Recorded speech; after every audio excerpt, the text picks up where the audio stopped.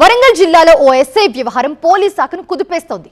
న్యాయం చేయాల్సిన రక్షకుడే భక్షకుడిగా మారడం కలకలం రేపుతోంది. వరంగల్ పోలీస్ కమిషనరేట్లో ఒక ఎస్ఐ వ్యవహారం చర్చనీయాంశంగా మారింది.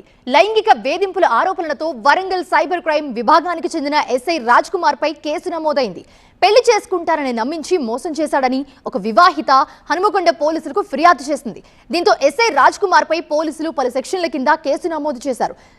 టాస్క్ ఫోర్స్ పోలీసులు ఆయన్ని అదుపులోకి తీసుకుని విచారిస్తూ ఉన్నారు.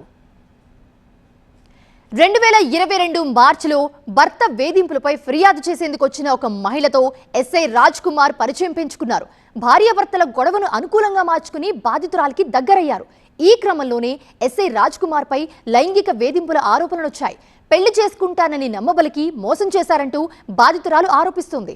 ఫోటోలు వీడియోలతో బ్లాక్మెయిల్ చేస్తున్నాడని హనుమకొండ పోలీసులకు ఫిర్యాదు చేయడంతో ఎస్ఐ రాజ్ కుమార్ వ్యవహారం వెలుగులోకి వచ్చింది. ఈ ఘటన పోలీసు వర్గాల్లో కలకలం రేపుతోంది.